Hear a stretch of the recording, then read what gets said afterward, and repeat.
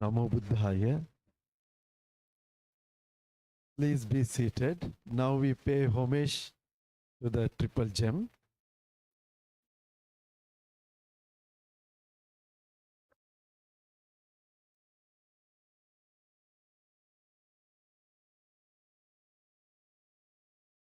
तो भिक्खु लोग आ जाइए ऊपर में. All bhikkhus, please come on the.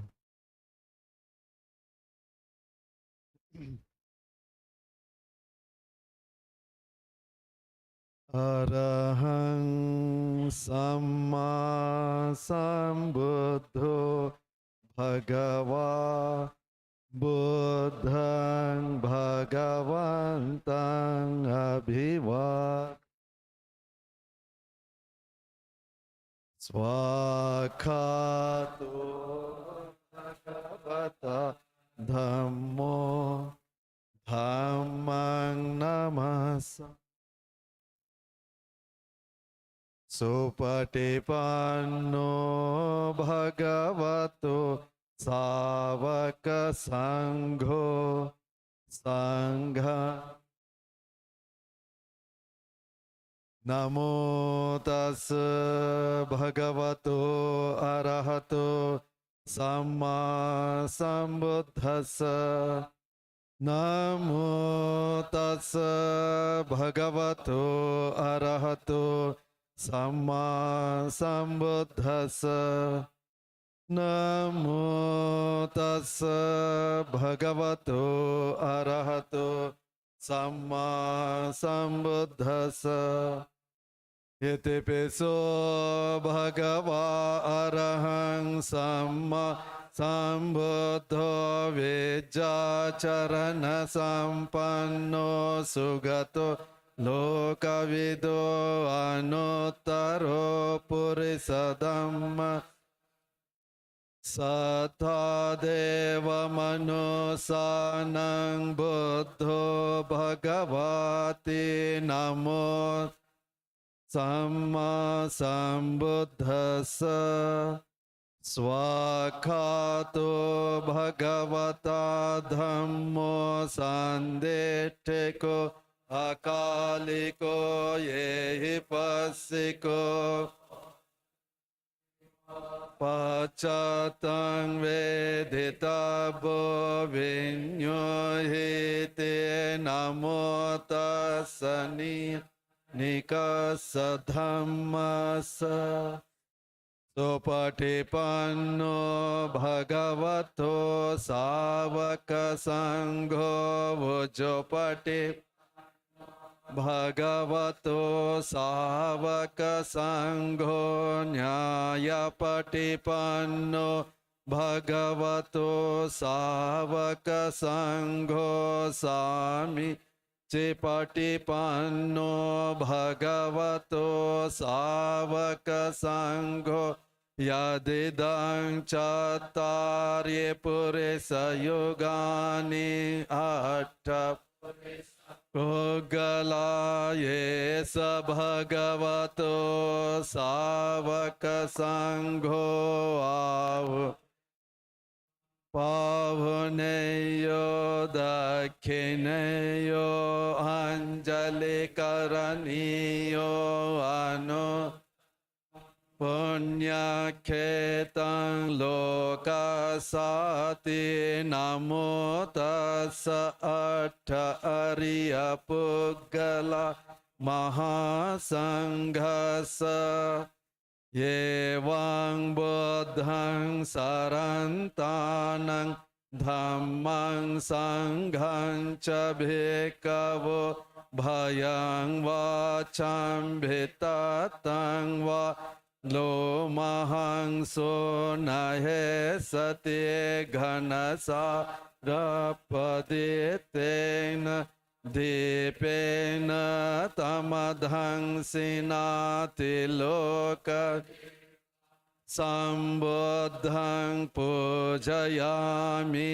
Tamonudang Gandha Sambha Rayutena Dhupena Sugandhina Pujaye Pujaniyantang puja bhajanamuttamang vannagandha gunopetang hetang kusuma santating pujayami munindasa siripada saroruhe Pujemi buddhang kusumena nena punyena metena cha tumokhang popang milayati yatha idam ka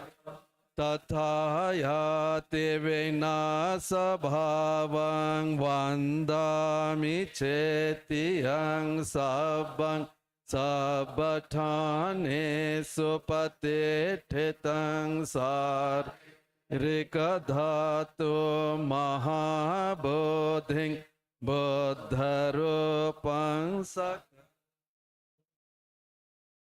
Yasamule nisinova sabbari vijayang akapato Sabbanyotang satha vande tang bodhipadapang yimeyete mahabodhi lokanathena pujita ahang pite namasami bodhiraja namatute Sa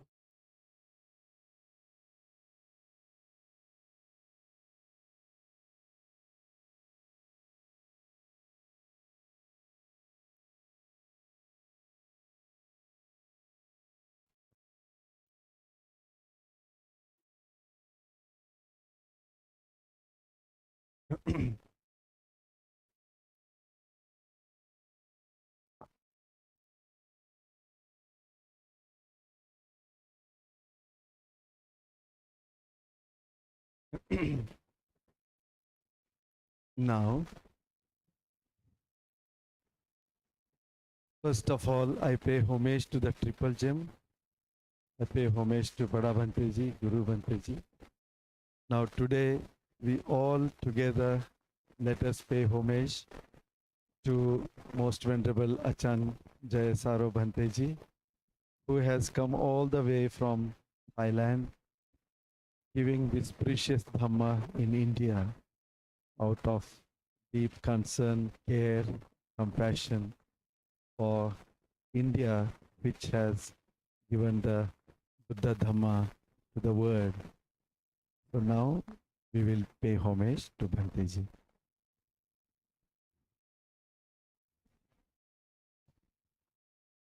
Okasa vandami Bhante dvaratayena katang sabhang aparadhang kamathami Bhante dutiyampi okasa vandami Bhante dvaratayena katang sabhang aparadhang kamathami Bhante tatiyampi okasa vandami Bhante dvaratayena katang sabang aparadhang kamathame bhante anukampang upadaya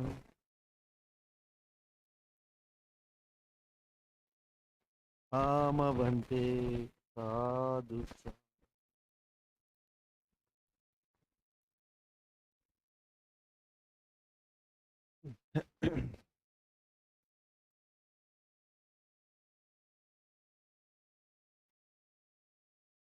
Guru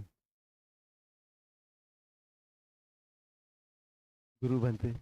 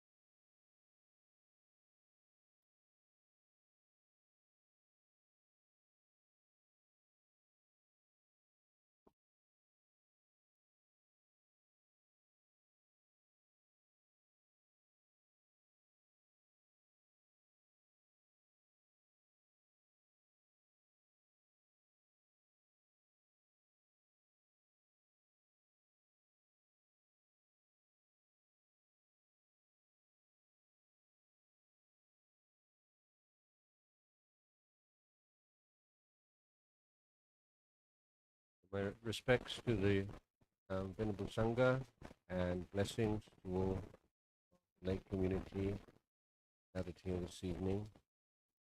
Very pleased to have the opportunity to meet with you all this evening, and I hope that after discourse there'll be enough time for discussion, questions and answers, because when a teacher arrives from elsewhere and doesn't know everyone, maybe there are areas of Dhamma which you are keen to get more encouragement, advice, understanding of some things that may be in the Dhamma discourse not so applicable. So I will talk and then open it up for everyone to have their say.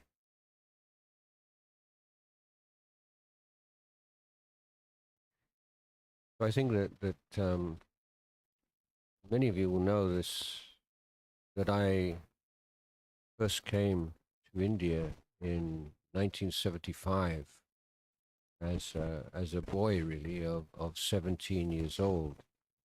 And whereas many young people in India dream of going to England and America, my dream was always to come to India.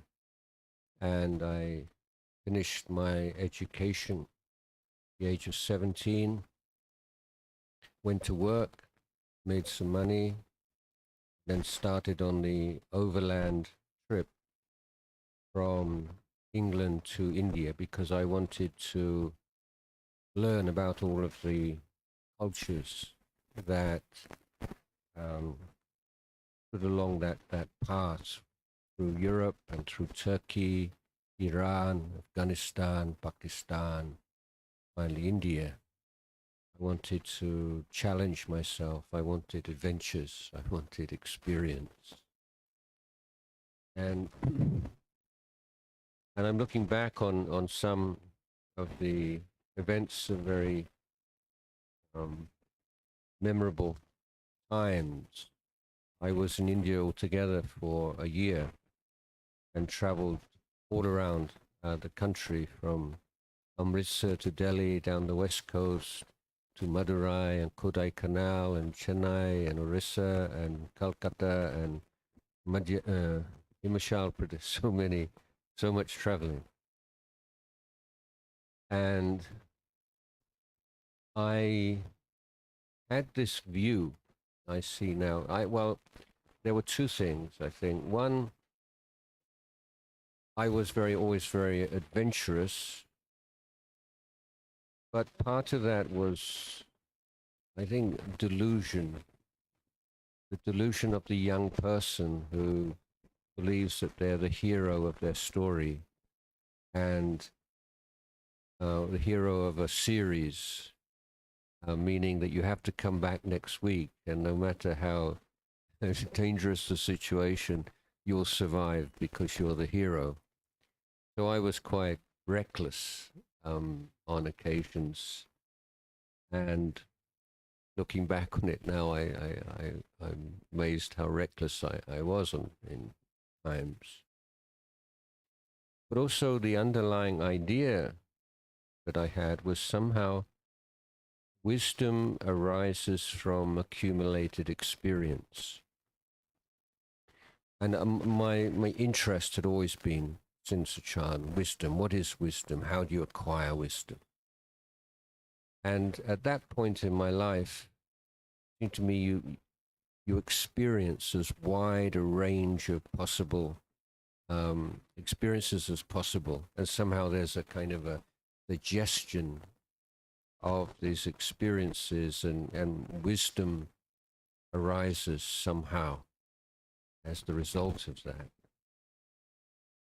And then while I was traveling in India, I met people who'd been doing the same kind of thing with the same kind of ideas for 10 or 20 years. And they didn't seem particularly wise people to me. In fact, they seemed to be more entrenched in certain ideas or prejudices and biases.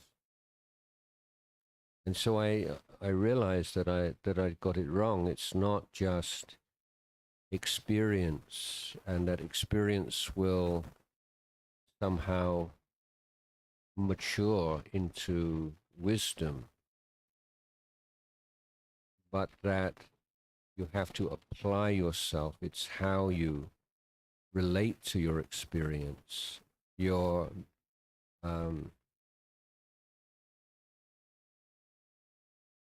the framework within, or the frame within which you experience.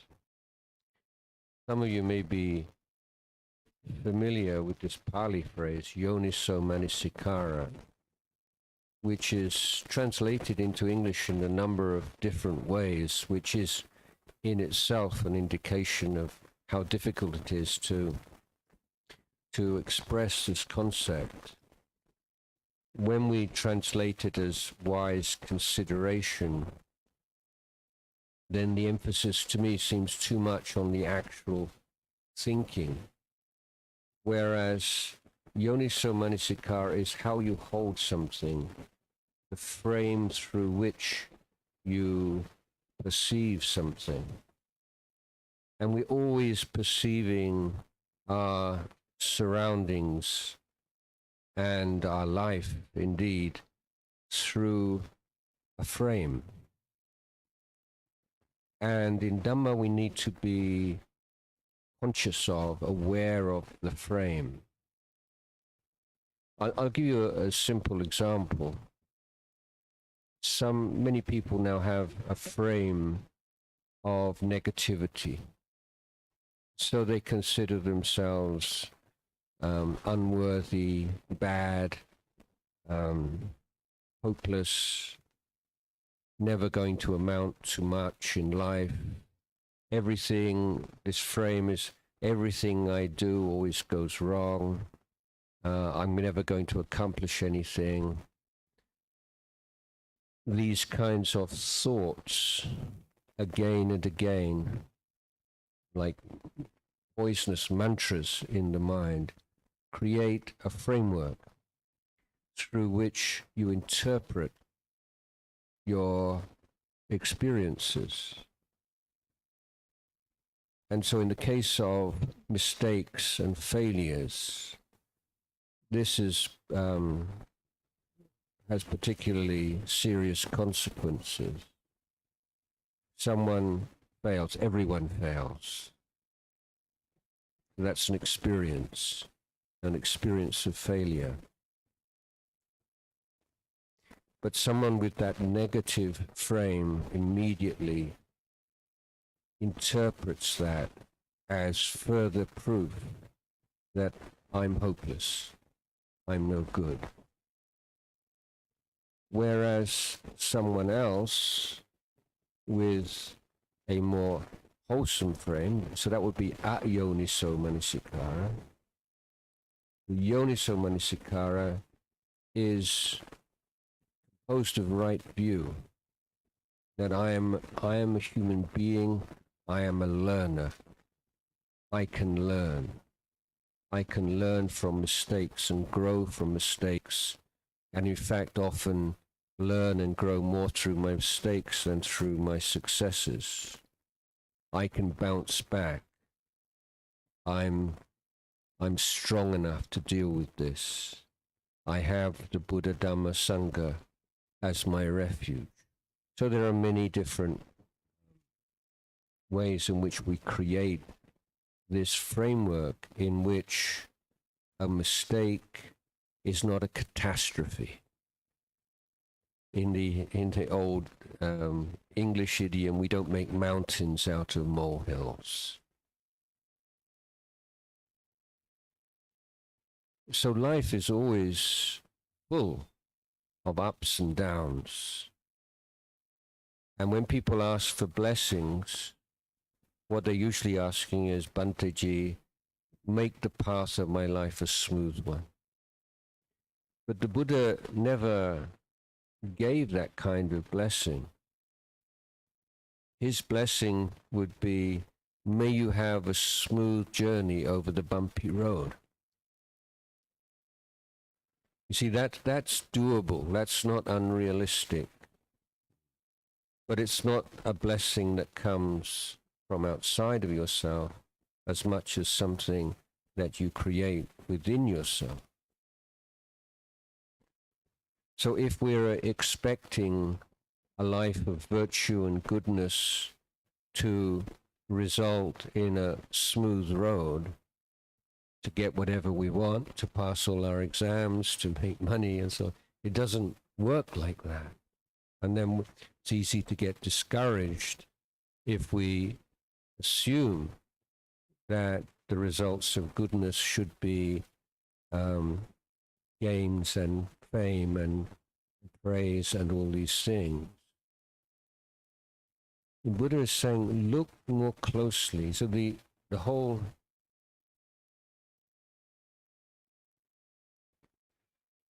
practice of Buddhism is often it's commonly a matter of observation and learning from what works and what doesn't work. And I would say, even if you have a fully enlightened teacher on speed dial, if you can't live close to him, any question you can ask at any time, like an enlightened AI, and yet at the end of the day, practice is always an element of trial and error, because everyone is slightly different.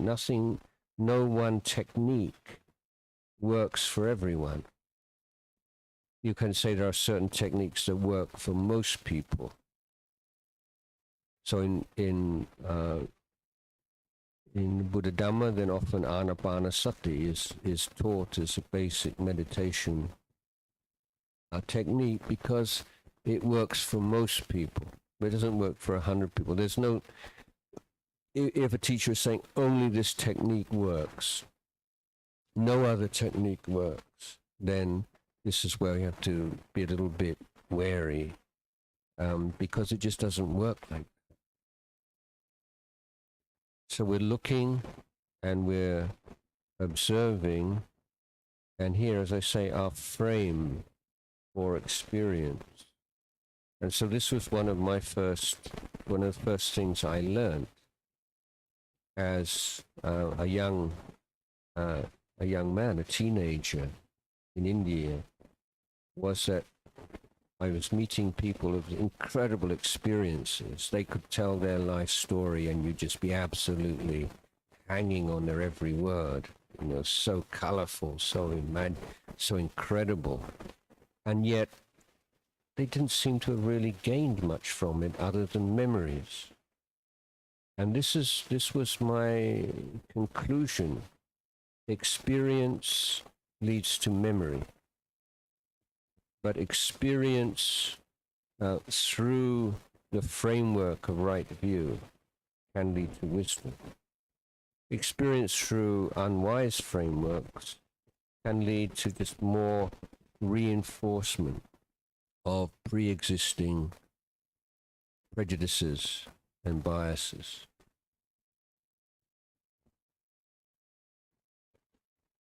after I left India, I returned to my home, and I realized there was nothing that I wanted to do other than practice the Dhamma. So I had to break it to my parents, and it was quite difficult, especially for my father, to accept that I wasn't going to go to university and that I wanted to find a way of practicing the Dhamma or full time.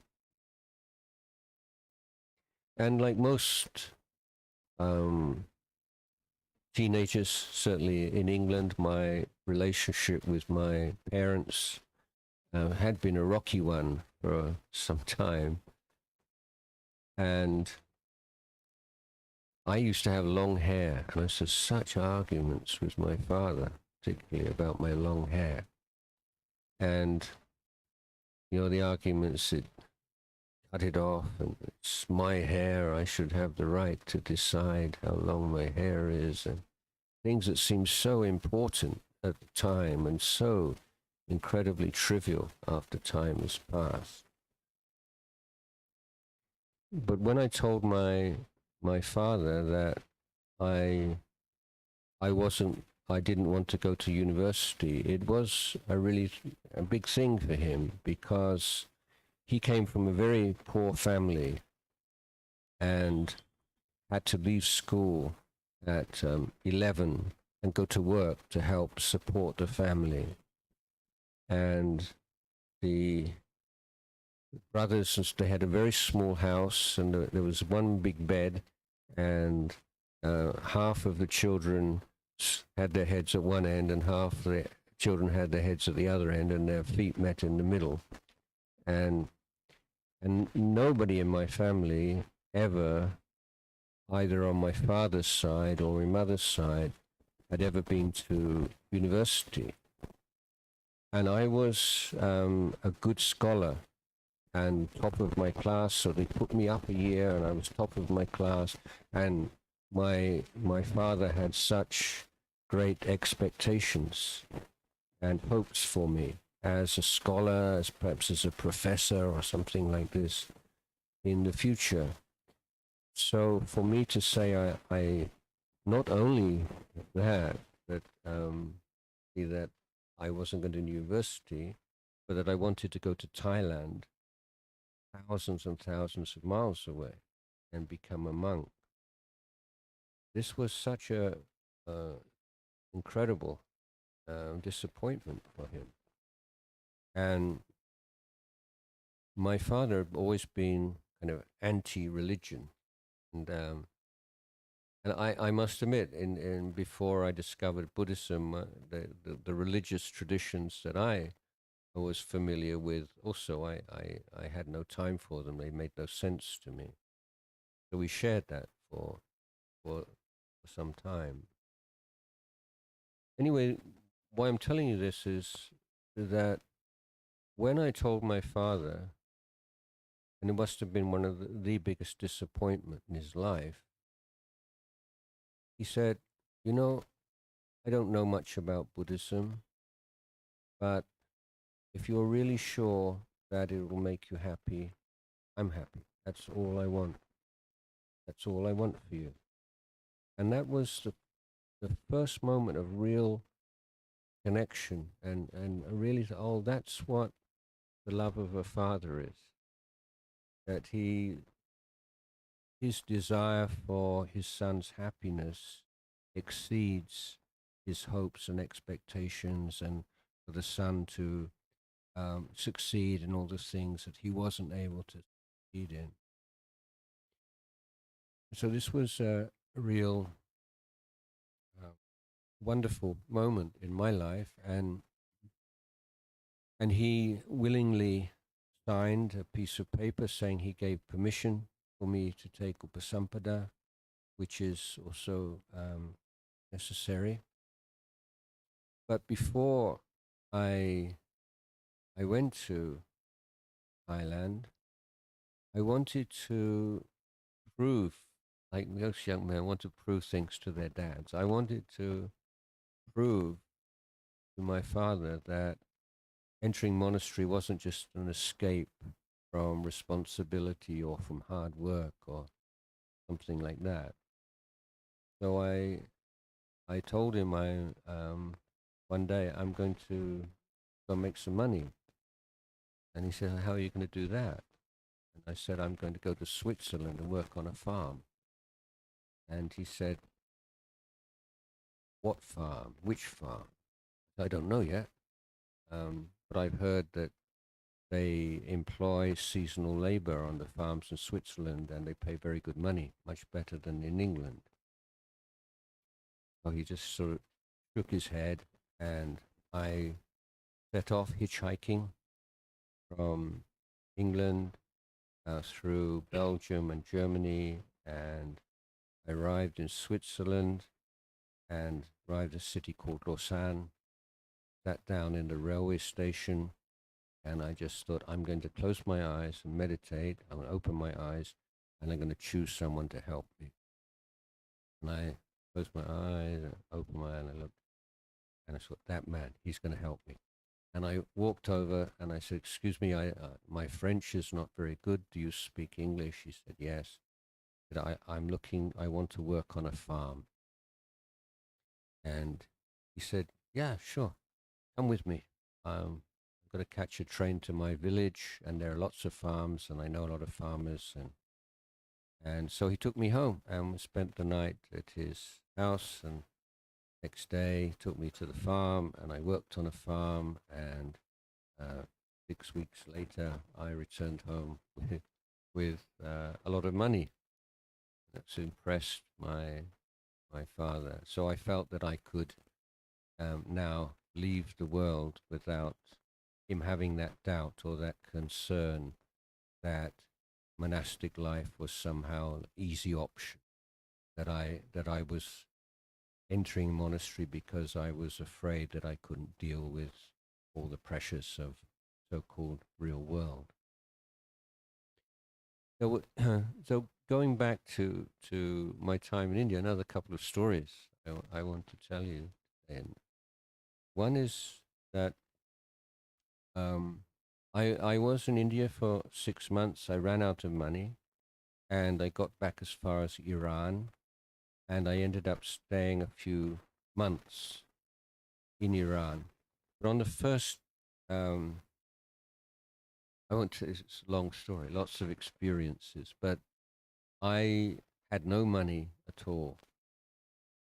And I was in Tehran, capital city of Iran, and I had no money, and I had like one coin, the real, and there was in those days there were soup shops where you could get a bowl of soup for 1 real and free bread, so you could fill up just for 1 real. That was what I was going to do, and I spent the night in an alleyway behind the French embassy, and thinking it would be safe there. And I was walking all this way to the soup shop that I knew, and I had upset stomach, and I wasn't very clean. I was just going to wash myself in local public toilets, and I was kind of a bit of a mess. And then suddenly this woman appeared before me. She'd obviously on her way to work, and she looked me up and down, very stern, and she pointed at me and pointed at her and said, and so obviously I had to follow her. Followed her to a block of flats, went up in a little elevator, and she pointed to the bathroom, and was like, go and have a bath. And then then I heard the sound of her outside, and there were like a pair of jeans and a t-shirt, and she'd given me some of her son's clothes to put on. She wanted to burn mine, I think. And then I came out from the shower, and she laid out a beautiful breakfast for me. I had a wonderful meal. And she kept looking at the clock, so I realized she must be late for work. So I ate quickly, and then we went and we said goodbye at the same spot that we met an hour before. Half an hour. Never said a word. She never smiled, anything. But she did this act of kindness out of the goodness of her heart for a stranger. And it impressed me so much. And I subsequently, I got adopted by a Tirani family and started to work and made some money. And instead of going back to England, I went back to India. And the second trip in India, no more experiences and traveling. I just want to find a quiet place to meditate, which I did find.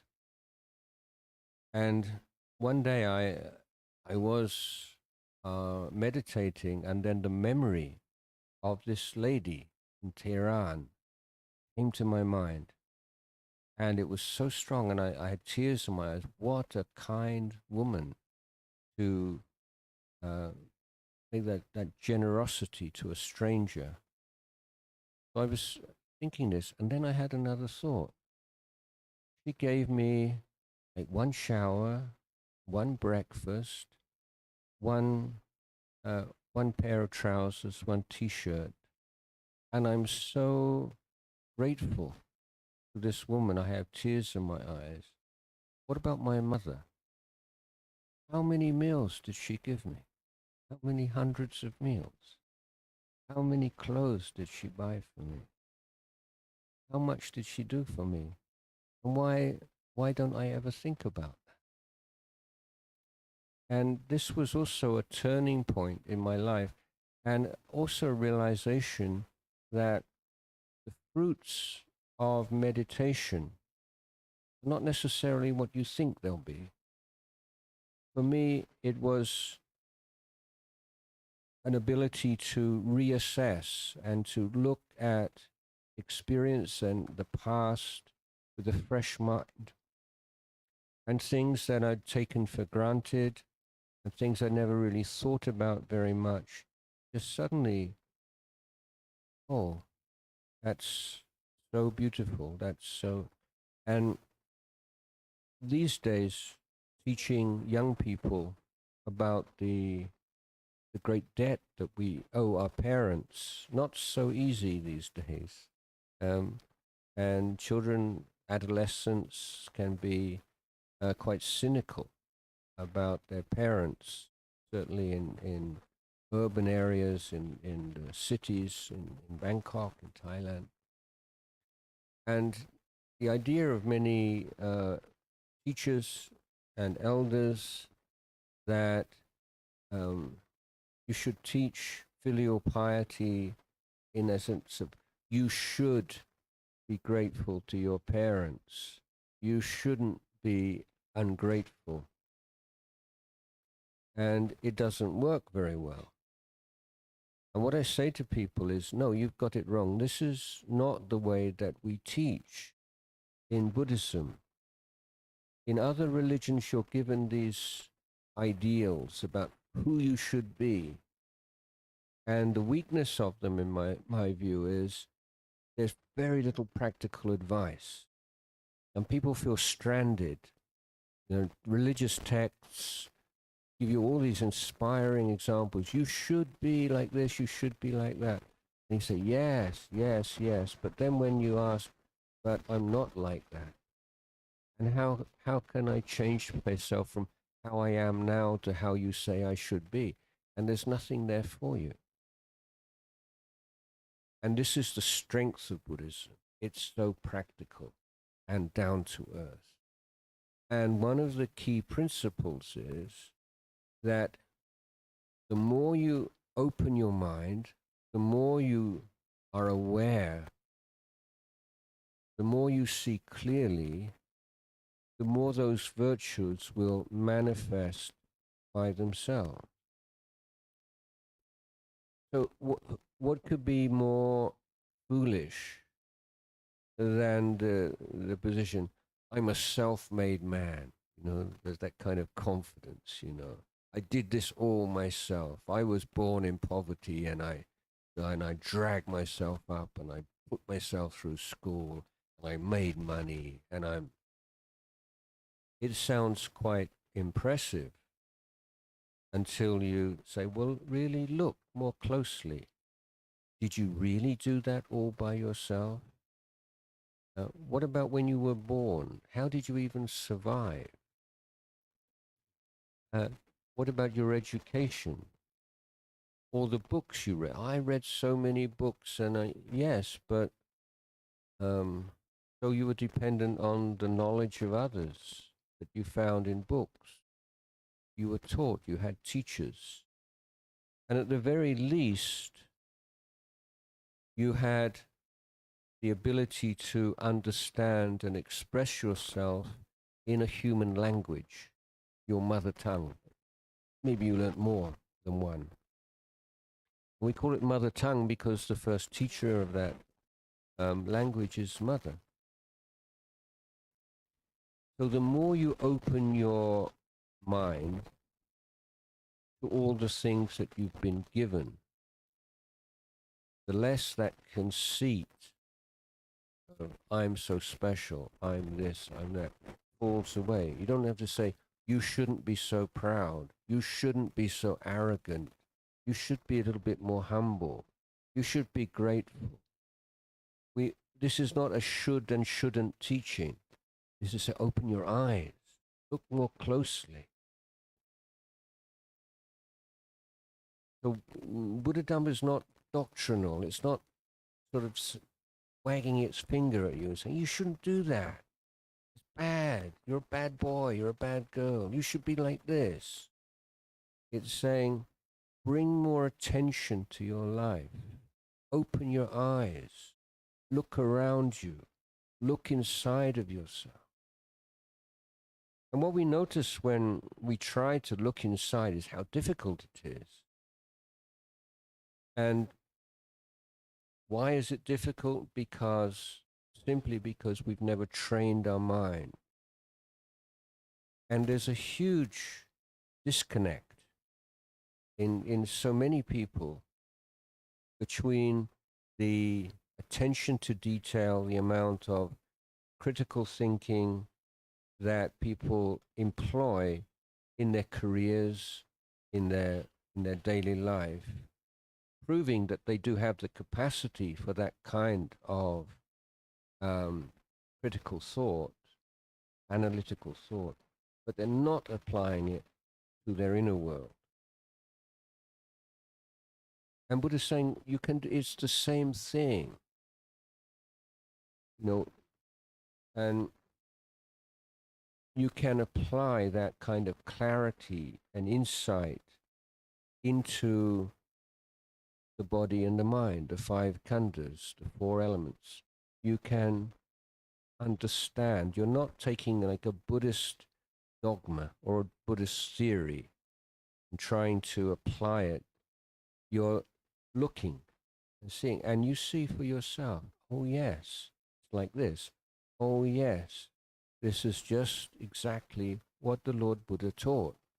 And this kind of yes, yes, yes moments that come from looking within and realizing that this is exactly how the Buddha revealed, and that the Buddha said, do this and you'll get this result, do that, you'll get that result. We apply ourselves, we try to do that, and we say, yes, it's true, yes, it's true. And so the faith that arises is not a blind faith. It's a faith based upon effort. And the Buddha said, this is a teaching of effort. It's a Viryavada. We know the word Theravada. The Buddha called this is Viryavada. It's the teaching of effort. We take the Four Noble Truths as the core teaching. Then the Buddha is saying that dukkha in our lives, we're talking about mental suffering, mental disease, problems. are a function of the mind, the function of the misuse of the mind, the lack of understanding of the mind of our life.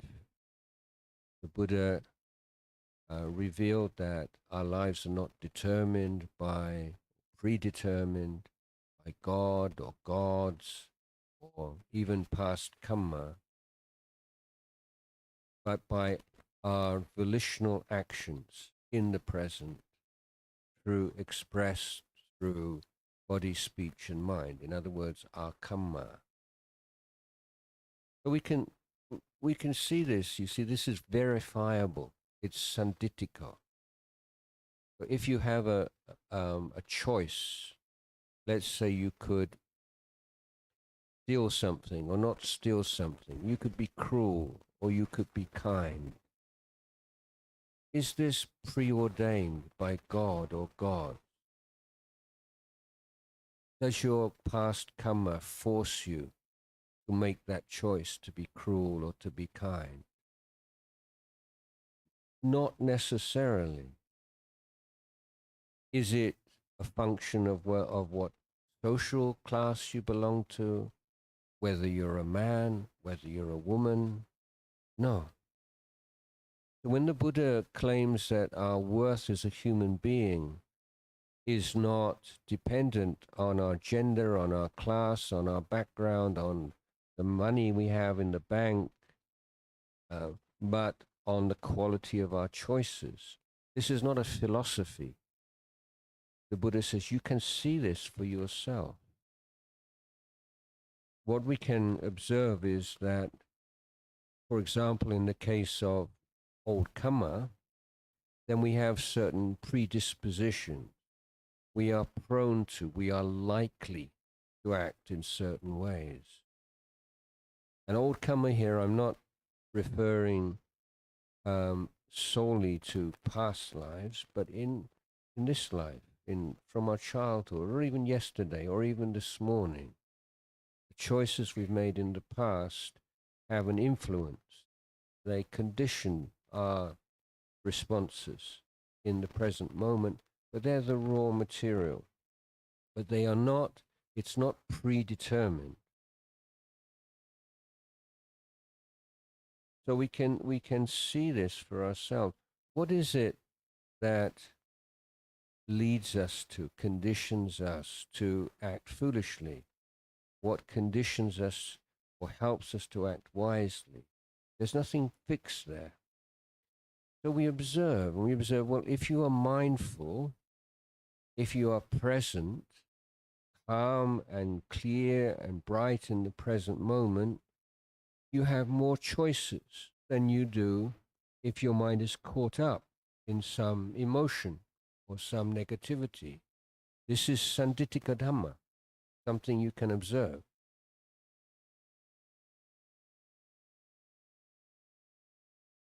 For example, if you're angry, you're stupid, basically. And what I mean by that is you don't see things clearly.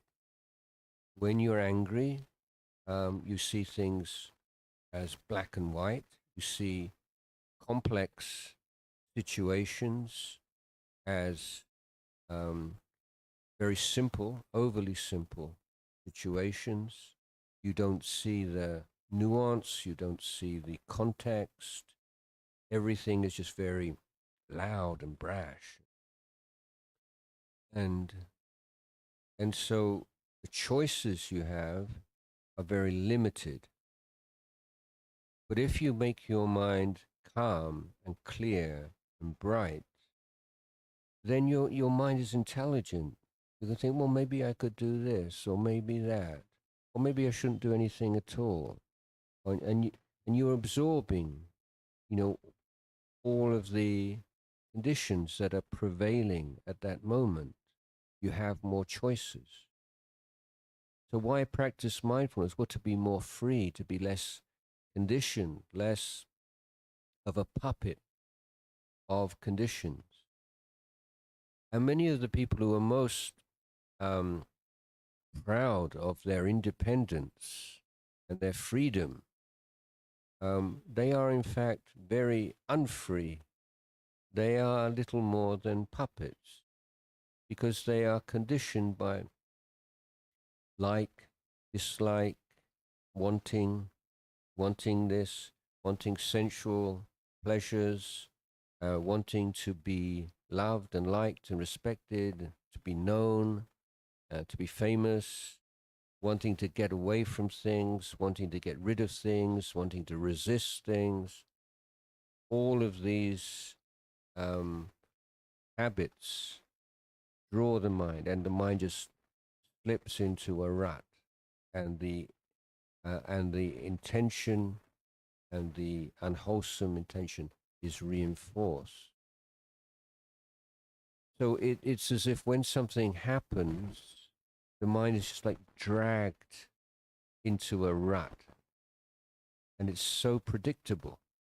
The people whose minds are full of defilements, so easily predicted, so easily manipulated, so vulnerable.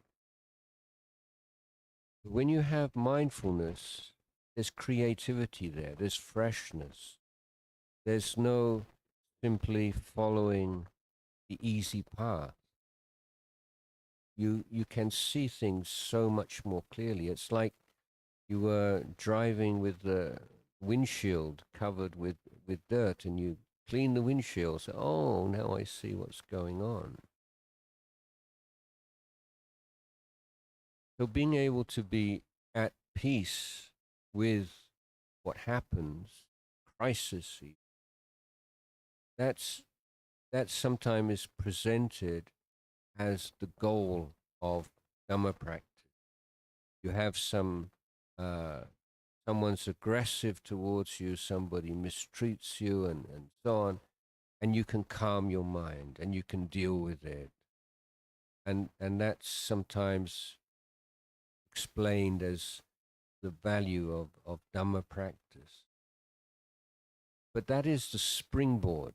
Equanimity, clarity of mind, that's the springboard from which you make good and wise decisions. It's not the end, it's part of a process.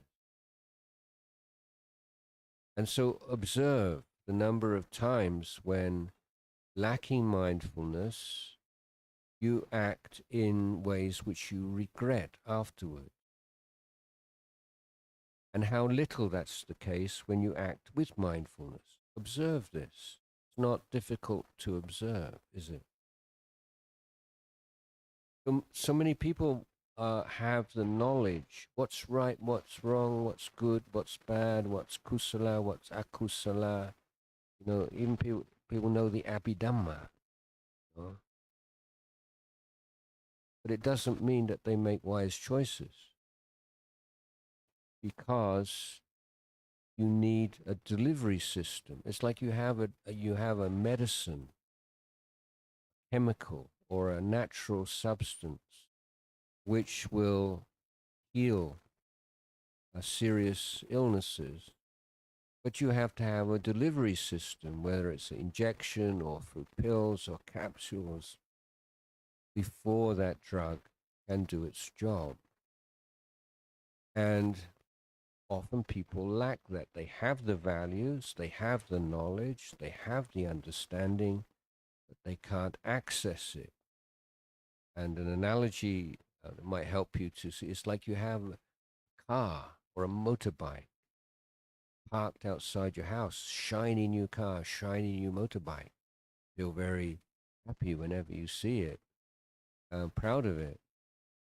But then when you need to use that vehicle in an emergency, you can't find the keys.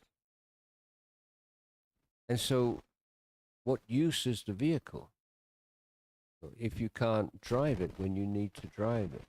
And this so often is the case with IQ, understanding, theories, beliefs, values. They're just good weather friends. This is why people can be very wise counselors. You have a friend who's in a problem, you can give them such good advice, and they're so grateful. And yet when you have the same problem, you can't advise yourself. When you're advising someone else, your own defilements, your own emotions are not engaged in the same way. So we need to learn, don't we, how to protect our mind from as yet unarisen, unwholesome dhammas. This is the first of the 4 elements of right effort. How, so in daily life, we can't meditate in the way that you can in a monastery or on a meditation retreat. So how do you practice? And a lot of people just throw up their hands and just think, just sort of tread water and try to survive until the next retreat.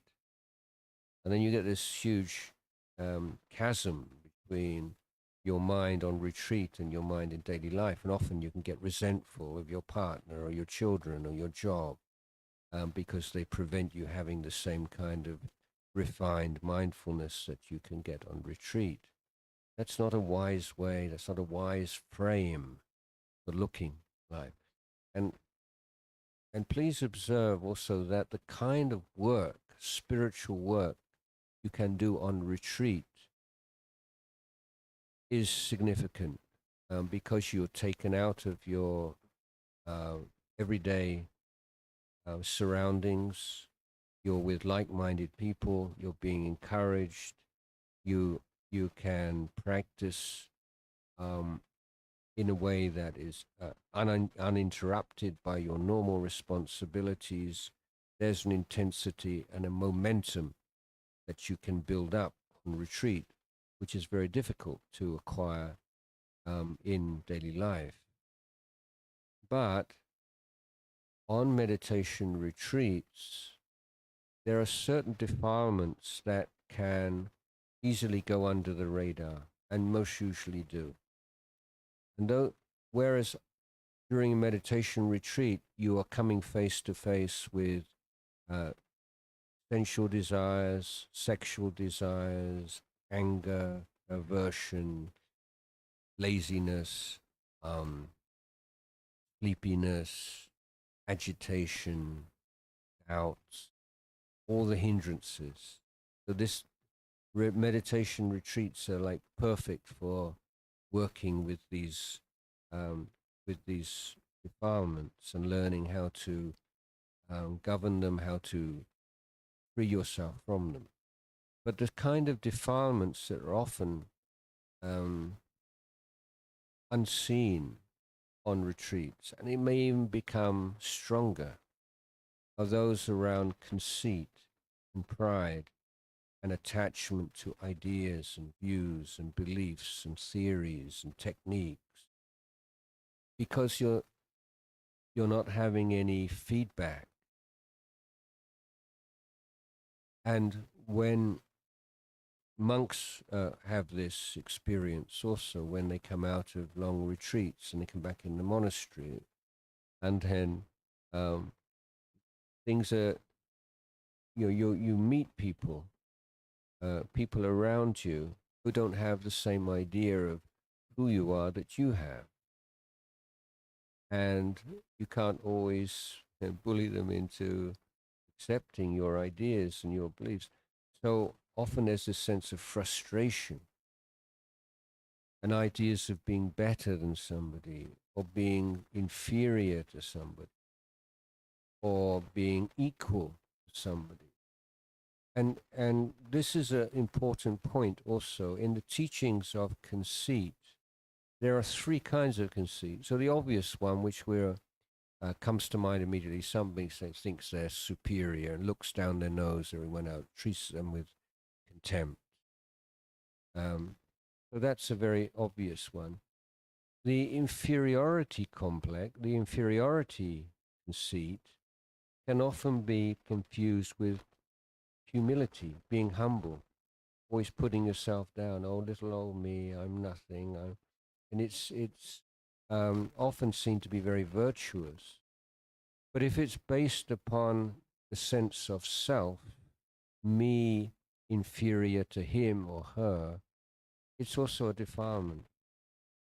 But the third kind of conceit, this is the invisible one. We're all equal. Nobody's better than anyone else. I'm the same as you. Who are you to tell me what to do? That's conceit also, if it's based upon Sakaya Ditti, based upon the sense of me defining myself as a human being in relationship to you. And mana or conceit is always a kind of a level of measuring. You're always measuring yourself against other people. You see this on a national level, the conceit of a national level, where often leaders create monsters. Other countries are evil empires, because the conclusion is, well, if your enemy is evil, therefore you are good. You don't have any criteria necessary to prove your goodness. It's simply that people you don't like are the bad guys. And we do this, and the defilement of lifting up yourself by putting down others is one of the 16 upakilesa that the Buddha talked about. So trying to increase the regard with which other people treat you by putting down other people. That's a part of the area of conceit. So we can't meditate sitting cross-legged with our eyes closed for hours a day in daily life. But it doesn't mean that we can't practice. And the essence of practice, I would say, is not in the application of a particular technique, but it is these four right efforts which provide the bridge between what you do when you're sitting with your eyes closed and what you're doing in daily life. Your challenge is the same. That is to say, in a meditation session, whether you call it samatha or vipassana, it's this technique, that technique, it's irrelevant. You're starting off by facing the challenge. How can I sustain my attention on my meditation object such that as yet unarisen, unwholesome dhammas do not arise? And because that's so difficult, you also have to be ready to put forth the second kind of effort when unwholesome dhammas, akusala dhammas, do take over your mind. You have to make the effort to let them go, to abandon. Now, if at the same time in formal practice, we're trying to bring into the mind as yet unarisen wholesome dhammas, kusala dhammas. And to begin with, these are sati, sampajanya, atapi, is the balanced effort, not too tight, not too loose. And then following that, the jhana factors and the bojjhangas. So you're bringing wholesome factors into the mind during the meditation practice, and those which have already arisen, you're learning the skill of looking after them, cultivating them, and bringing them to maturity. So whatever the particular technique you may be using, it has to be based on those four right efforts to be correct and to lead to samasati, samasamadhi, and so on. In daily life, you don't have that fixed technique, but you're making the same effort. In this situation, right now, how can I take care of my mind so that unwholesome dhammas might not arise? And so the actual means by which you do that will vary according to the situation, whether you're by yourself, whether you're with your family, whether you're at work, whether you're in traffic, and you get to know what are the particular akusala dhammas that tend to arise in this situation, and you prepare yourself. So maybe if you're caught in the Bangalore traffic every day, what are the defilements likely to arise?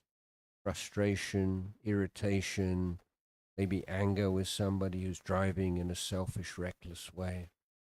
And so that's your practice, driving to work or sitting on a bus or however you go to work, and taking care of your mind, not allowing those unwholesome dhammas of frustration, irritation, and so on from arising.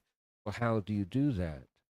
Well, you have a choice, and you need a toolbox of methods and applying them appropriately. So metta bhavana might be a very good one in traffic, if the tendency is to get irritated with other people, other drivers. Or you could take some other topic of meditation and sustain it. See, if you have a driving, then you don't want to get too peaceful, because then you'll lose that sharpness mind. And then if your mind does become upset, angry, greedy, or whatever it might be, this is your practice. How do I deal with this? How do I abandon this? Which of the Buddha's teachings should I employ? And so wherever you are, whoever you're with, and whether you're in a monastery or at home or at work, you can always apply one of the four right efforts. You can, whether it's just simply being patient and being. I wrote something the other day. Some of the skillful means that you can practice. For example, if you're waiting, there's a long wait and it's hot and busy and dusty and noisy. What is the tendency in your mind is how much longer? How much longer? How much longer do I have to sit here and stand here? And so your relationship to time becomes very tortured. You want the time to go as quickly as possible. You want an end to this. That's your suffering right there, isn't it? That's your Dhamma practice right there. If you think, oh, why am I spending my time in these busy, noisy, dusty places? I just want to go back on retreat. You've missed the point. The point is, how do you deal with the present situation in the most skillful way possible, so that you do not suffer, or you suffer as little as possible? So I had this long time ago, I think, noticing this sense, and I just want to get out of here. When's this going to end? How much longer? How much longer? And then I realized you could just change the frame. I gave myself a job, a task, 108 consecutive breaths. Be mindful of 108 consecutive breaths. And when you give yourself a task like that, your relationship to the time changes. Rather than wanting the time for you to leave and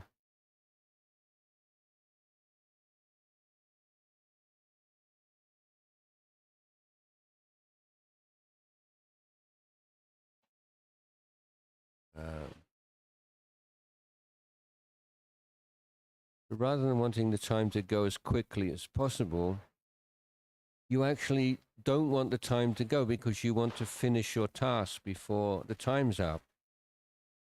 So rather than being impatient, you think, just a few more minutes, just a few more seconds, just a few more minutes. I haven't got to 108 yet, you see.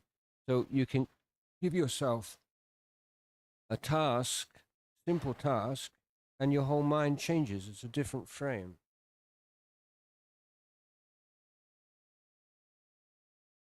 In the Thai forest tradition, there's a lot of emphasis on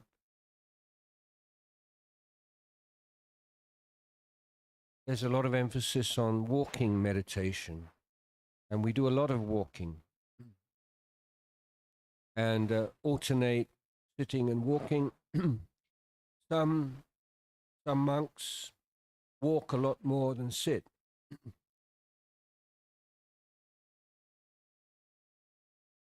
So if you develop walking meditation, it gives you a flexibility. Means if for some reason sitting is not possible, maybe through health problems or leg pain or back pain or whatever, it can be an alternative. Or if it's very early in the morning or very late at night, and if you sit, you maybe get too sleepy, walking is a good alternative. But one of the important things is when we're sitting, we're developing mindfulness and clarity in stillness. What walking meditation gives us is mindfulness in movement. When we're in the Thai forest style of walking, we're walking at a more or less normal pace, maybe slightly, but with our hands in front of us, in a very composed way, looking down to the ground, maybe a couple of meters ahead of us. But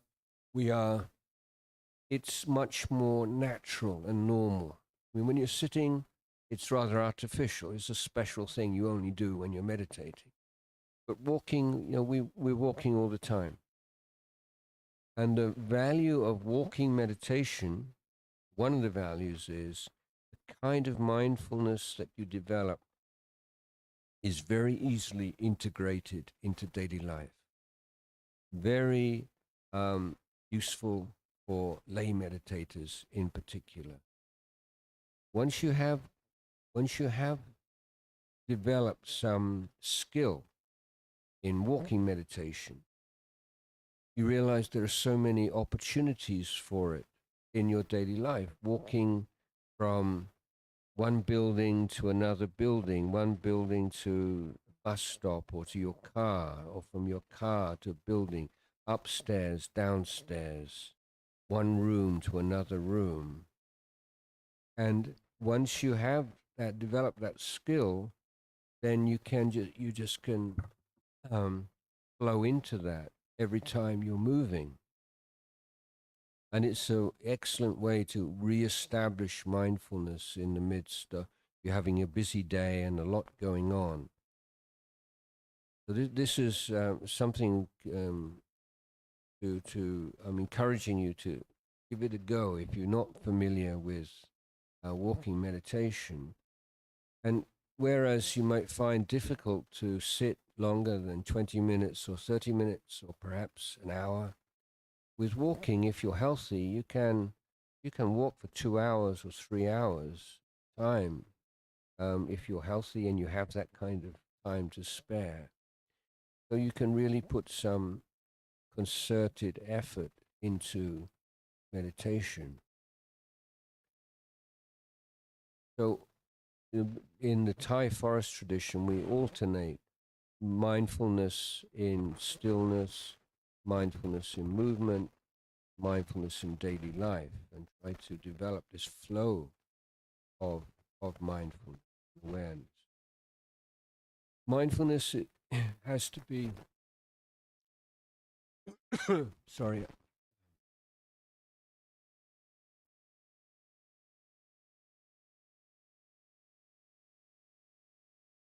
Accomplished by sampajanya, clear comprehension. These two go together. So yesterday in the airport, I was talking to one of the monks about this.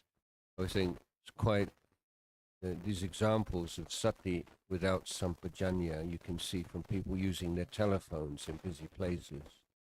So, somebody's got kind of mindfulness of what's on their screen.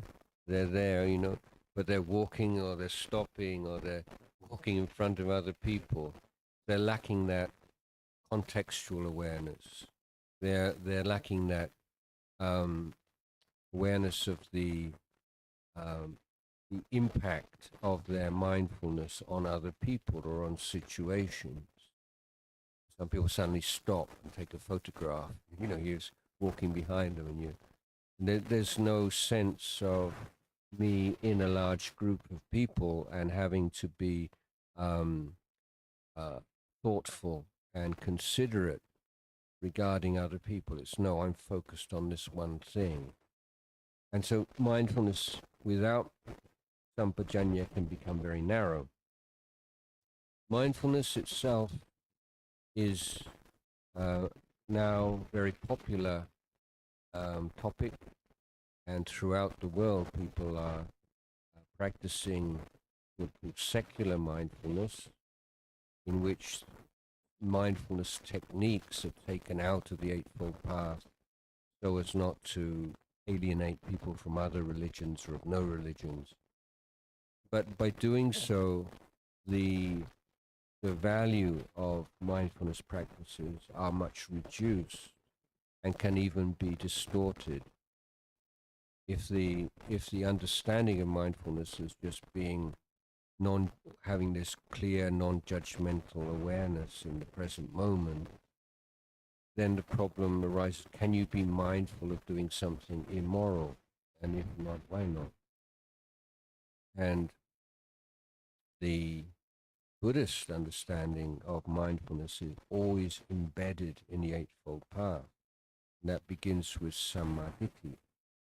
And when you have samadhi, sammasankappa, you have boundaries. And these are things that you bring to the present moment. So mindfulness is not simply being present to your experience, but it's bringing wise things, important, necessary things to the present moment.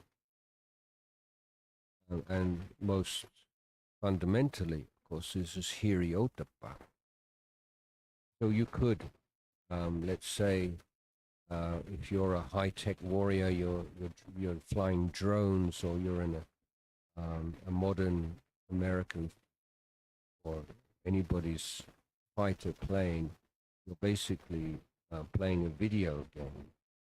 And one, I've obviously never been in that position, but it's hard to imagine that you would have the same kind of emotions as if you were on a fighting somebody with a sword or a knife or a gun. It's so removed that you could, I think, press or click something and kill somebody without any strong emotion involved. So then could you be mindful of doing that?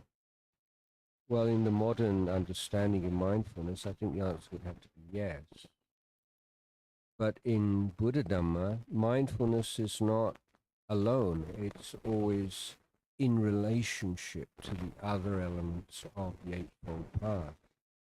And we have right action, speech. So even if your mind is calm and clear and stable, you don't do anything that would hurt another human being.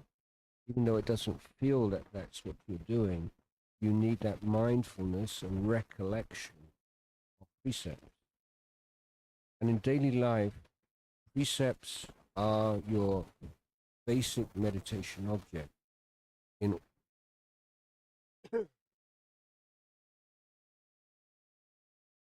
For instance, the fourth precept, not lying, just having that in your mind whenever you're in any conversation, it performs exactly the same function as a meditation object. If you're concentrating on your breath, then you become conscious of all the things which are not the breath. You become conscious of defilements as defilements, hindrances as hindrances, because you have one fixed thing that you're paying attention to. If without that, then greed and desire and anger and so on, you just flow along. This is how most people live their lives, like fish that don't know what water is. They're flowing along the stream of defilement, and they don't really know what defilement means. They may know the word, but not subjectively in real time. So you understand what a kusala is by sustaining attention on a kusala object. And you get to know all the first hindrances like this, second hindrances like that, because you are going against the stream of defilement. In daily life, with that fourth precept of not lying, if that's there in your mind, it performs that same function. You become aware of the intention to lie, or to exaggerate, or distort, or to edit. You become aware of this desire to be liked, or fear of being disliked, of being respected, or not being respected.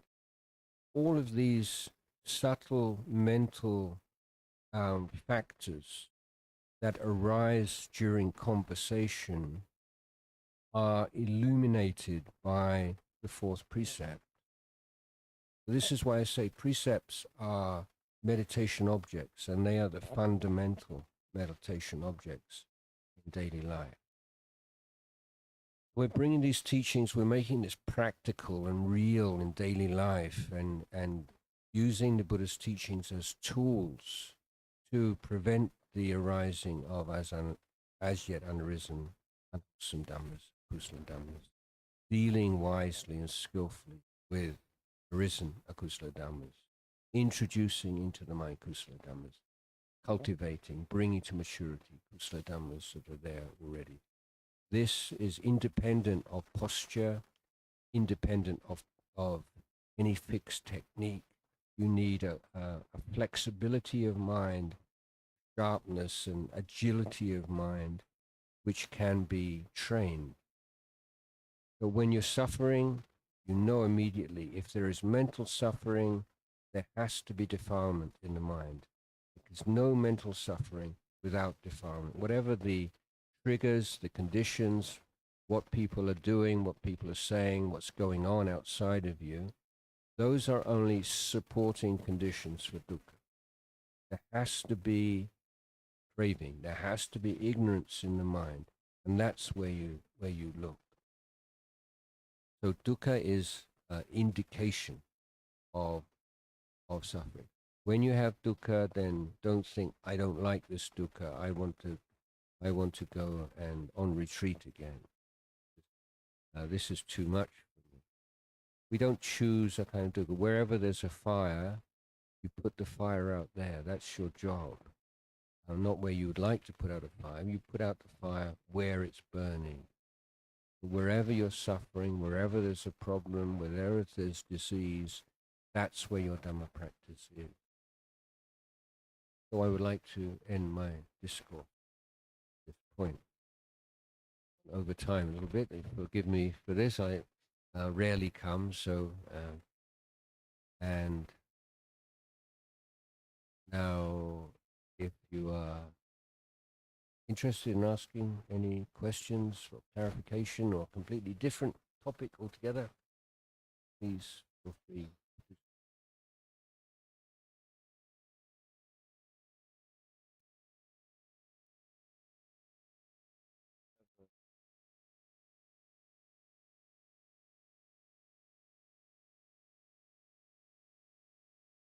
Yes.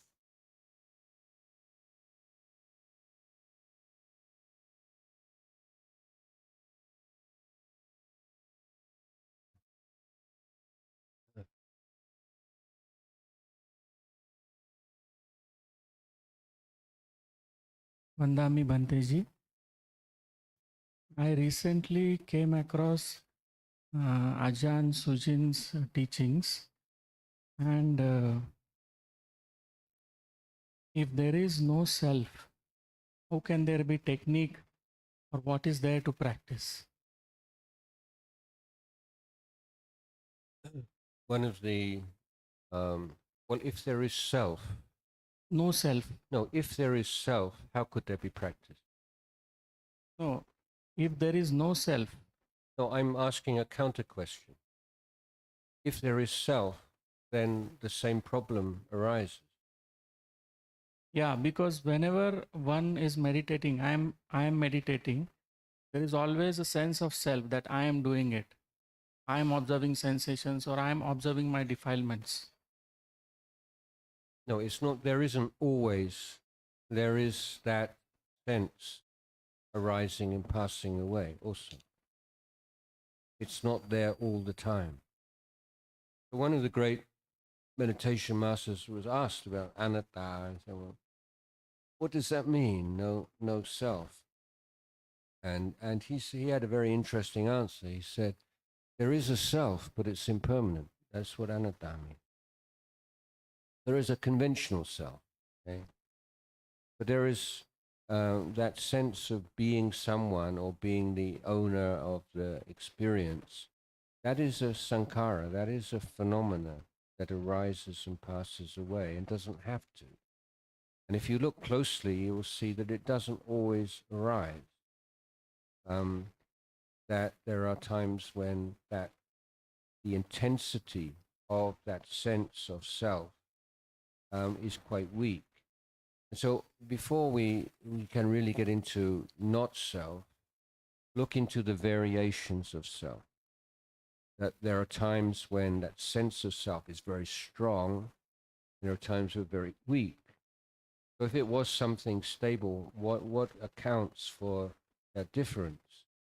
Like, for example, if you're falsely accused of something, you're completely innocent, and everybody feels that you've done this terrible deed, and it's all over the internet or something like this, that's when that's self, that kind of feeling is falsely accused.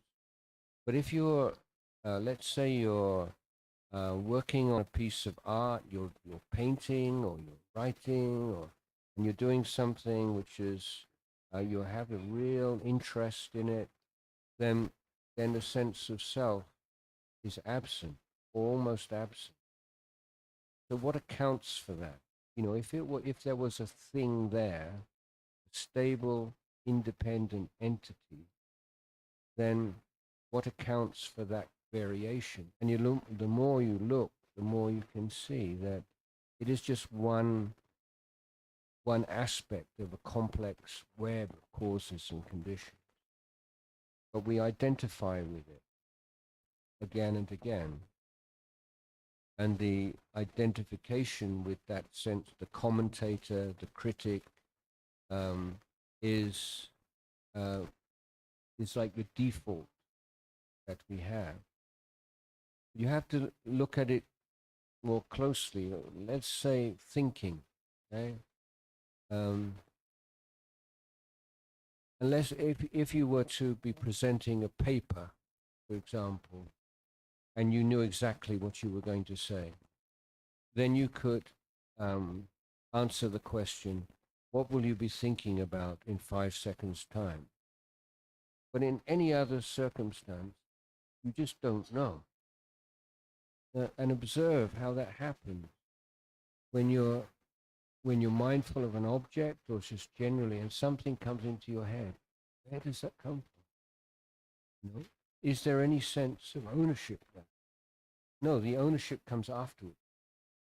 So if it's a random thought, then maybe you hear a sound and it triggers a memory and there's a random thought. There's very little sense of ownership. But if the thought that pops up or the memory agrees with some idea of yourself you have, then you will create that self. So the Buddha says there are two things called me making and mind making. We make me, we make mine. These are not aspects of who we are. These are things that we create out of ignorance and craving, and that we don't need to. So if you see that the observer and the observed arise together, there's like two pieces of wood propping each other up. There's not the observer is there and then there's the observer. Things arise, pass away together. So just keep looking and observing that and see some of the gestures. Thank you.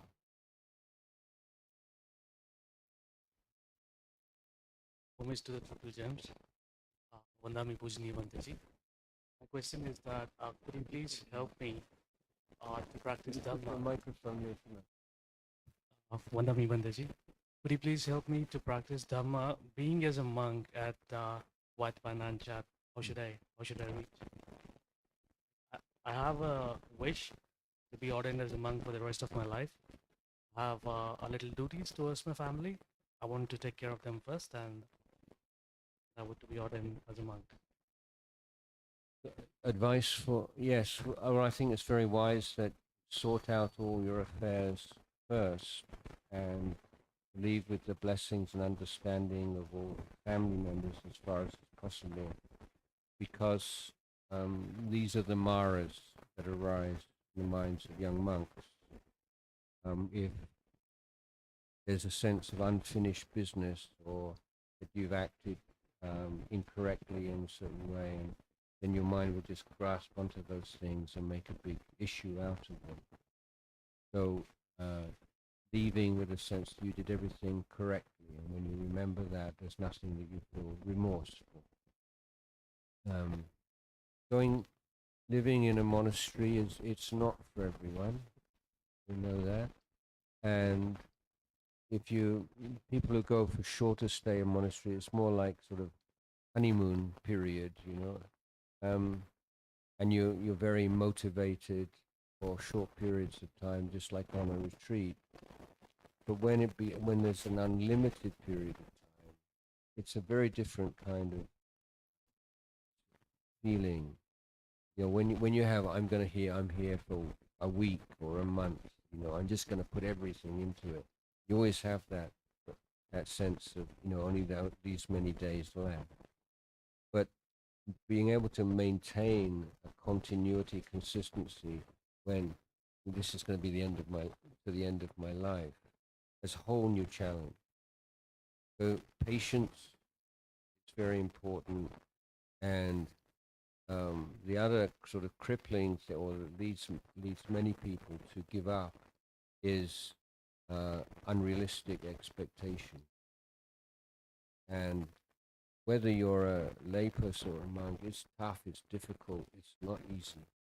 It's easier as a monastic because the Buddha set up the whole structure and the Vinaya to minimize obstructions and maximize supporting conditions. Even so, we all have difficulty. So taking it one day by day, step by step, breath by breath, learning from not being too hard on yourself, but not being too indulgent, and not being afraid of making mistakes, learning from and enjoying it. And one of the I would say one of the things that you notice for monks who've been monks for a long time, nuns for 30, 40 years up, is they all tend to have quite a good sense of humor. And that's one of the most important resources for a monastic. Being able to chuckle at things, not just to be able to see the funny sides, and not be so kind of, it's easy to get me serious. So it's not being unserious, but being able to see that dimension of yourself. And sometimes defilement is really funny, when you stand back and look at it. But that's not saying that it's lovable and I'm going to keep it because it's nice. But you're not getting caught up in that kind of sense of inadequacy or I'm hopeless. Aim for a smooth ride over a bumpy road.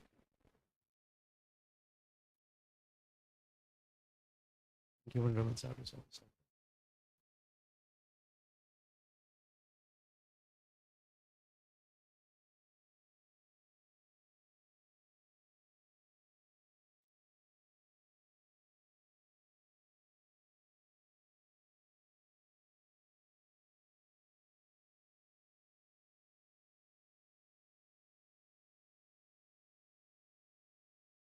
Namaskaran, Ajahn.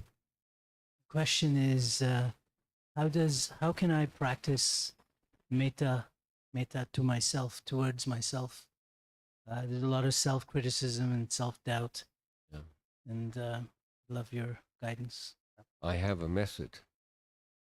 I have a method I came up with is even if you are full of self-doubt, self-criticism, critical of yourself, I'm assuming that you basically have quite a positive attitude or metta towards your body.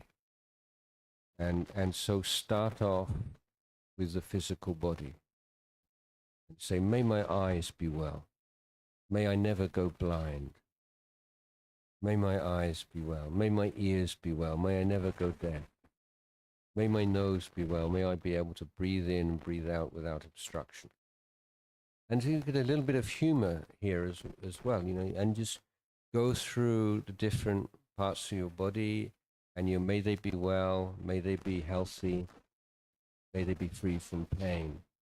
And psychologically, what you're doing is it's like you're driving a wedge into that like monolithic block of self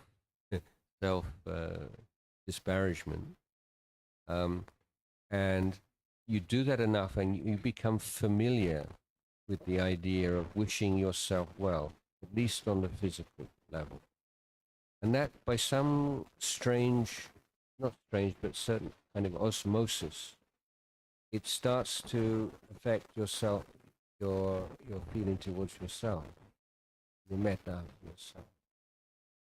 So so give it a try. I think it's very helpful. The other thing is, I'm not a great fan of a lot of these the metta phrases. I just find them too vague. You know, may I be well. What does that really mean? May I be happy. You know, okay, well, there's a lot of different ways to be happy, and you can be creative with these things. And find things that you aspire to. And then say, may I know, you know, the happiness of kind mind. May I be kind. May I be a kind person.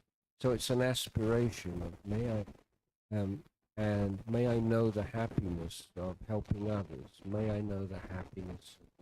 So finding more specific kinds of well-being, and choose virtuous things that are goals and you find inspiring and uplifting. And with precepts as well. You know, may I know the joy of being a harmless being, of not killing even small creatures and ants, and may I know that, and maybe you know it already. I hope you do. And joy, just feeling that joy of knowing that you don't ever kill, you don't ever cheat or steal from someone, you don't take advantage of someone. Oh, what happiness that is, and dwell in that happiness. So it's not necessarily something in the future, but being aware of the admirable, the things that you're proud of in your life, the good things in your life, and just see how they bring joy remembering them. And may I know this happiness, may I be well. So be creative. And we have all these teachings and phrases, but for me, one of the most important Pali phrases is Dhammano Dhamma Patipata, which means practice the Dhamma in accordance with the Dhamma. And what that means is practice in the details in a way which is in harmony with the major principles. So once you have a firm foundation, you're aware of what the main principles are, then you can customize, and you can come up with things that are not necessary in any of the books, but were very clearly consonant with, in harmony with those major principles. I often speak with lay meditators who say, during meditation, I did this, and the hindrances disappeared, and my mind became very calm, bright, and still, And is it okay? Is it okay that I did something that's not in the books? Well, you know, the proof is in the pudding. You know, if you do something and it results in a reduction of the hindrances or freedom from hindrances, why not? You know, that's the point.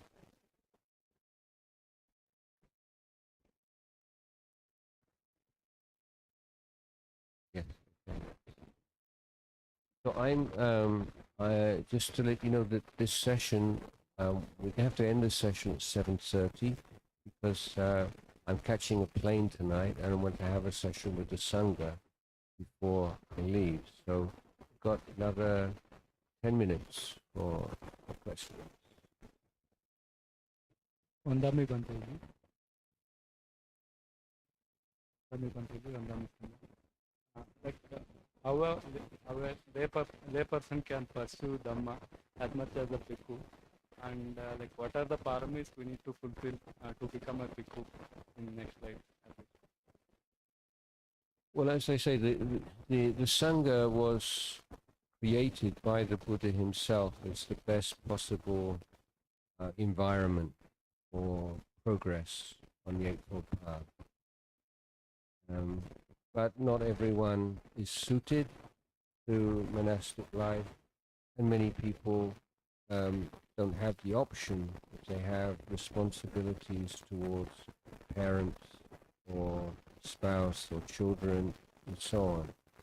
And that if somebody turns their back on their responsibilities and joins a monastery, then, as I mentioned earlier on, before very long you feel of remorse and guilt, and it doesn't really work.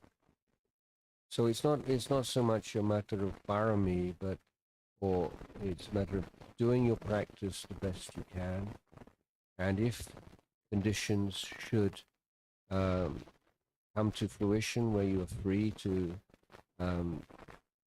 lead a monastic life, I would suggest like a 1 month or 2 month probationary period before you make the final decision to see whether or not monastic life is really a suitable path for you.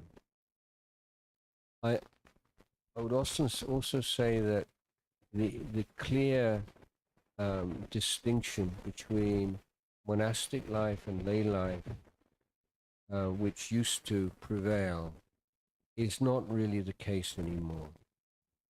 If you have a basic financial stability, you can choose career, you have maybe a way of life which is kind of semi-monastic.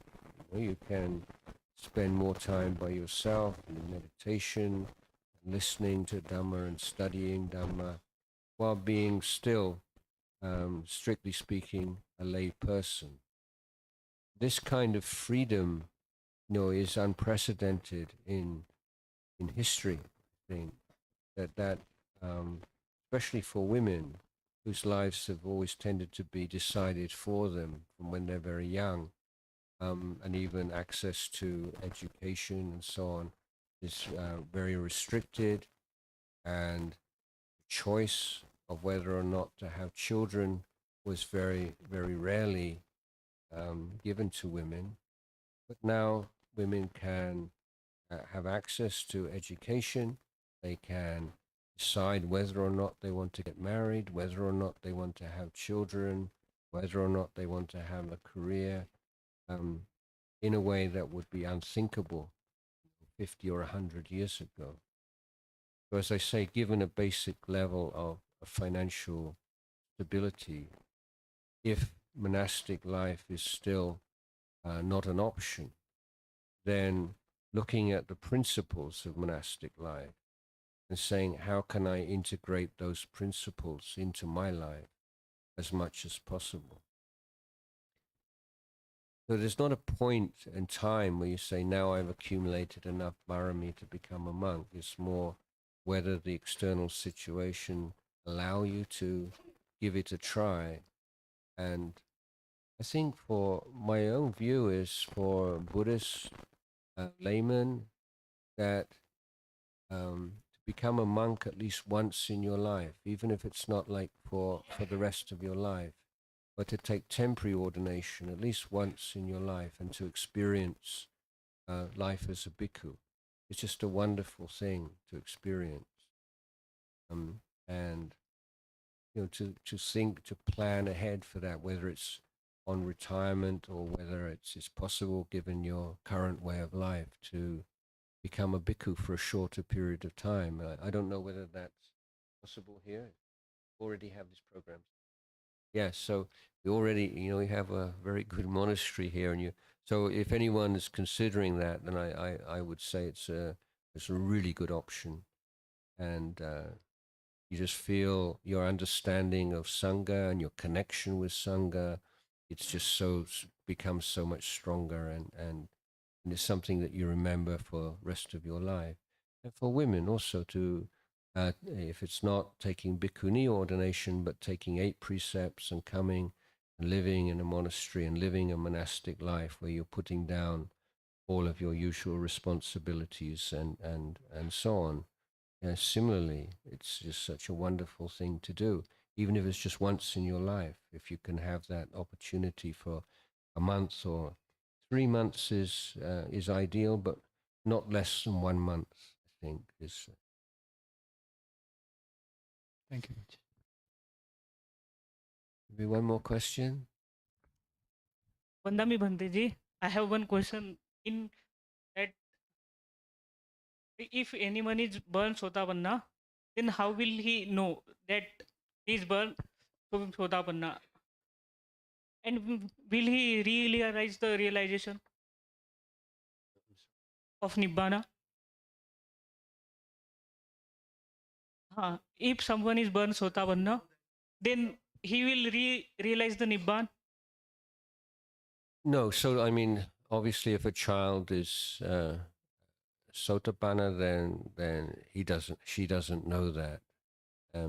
I know of a woman in Thailand, very wealthy woman, fashion designer, and she led a very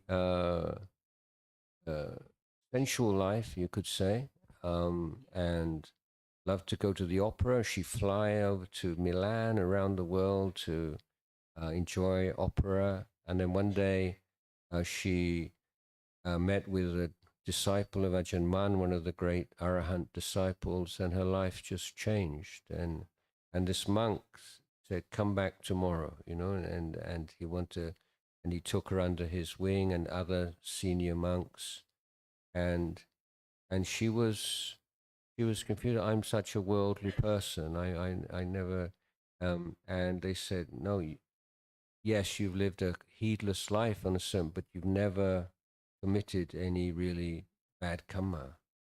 And the understanding we have is this is example of someone who was born as Sotapanna without realizing it. Also, there are monks who not in the meditation tradition, but even in cities and village monasteries, they don't meditate and they don't really emphasize meditation because they have this natural purity of mind from childhood or from before, from past life. But even in meditators, we see two phenomena. One is the most popular or the most common is overestimation. People who believe that they have realized stream entry or one of the levels and they haven't. And that's been common since the time of the Buddha and continues to this day. But there are also people who realize stream entry that don't know it.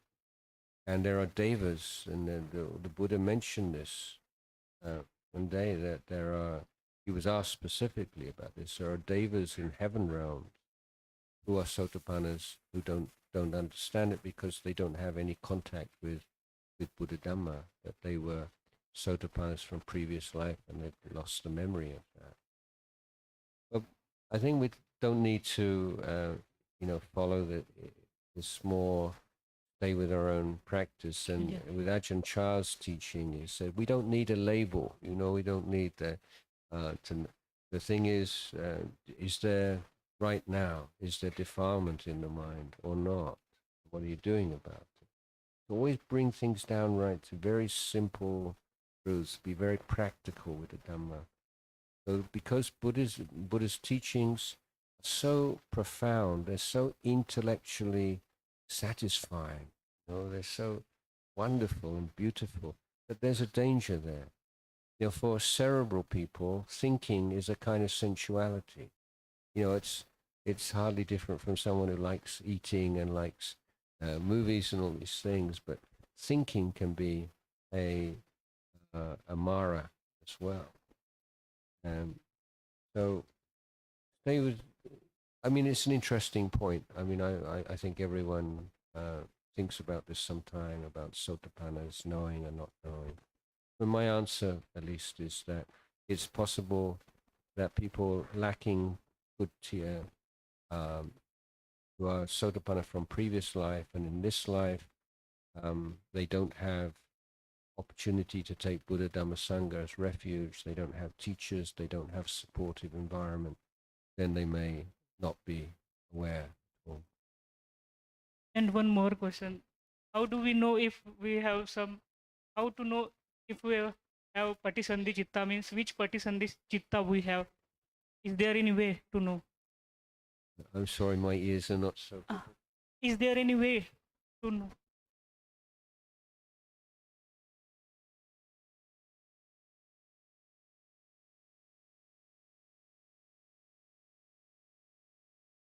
You don't have to.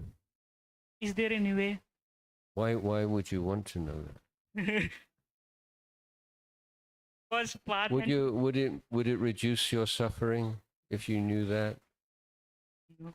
There's so many things, and the Buddha says it's like all the leaves in the forest, Just stay with the Buddha's handful of leaves, and life's so short, Thank you.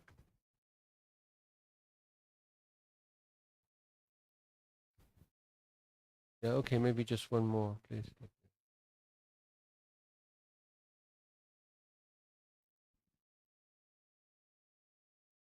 Vandami Bantaji, kindly give some tips for the students to improve their concentration in studies. Those who are going to appear for the 10th class exam in Karnataka, 10th class exam is a board exam. So kindly give some tips for the improve their concentration in studies.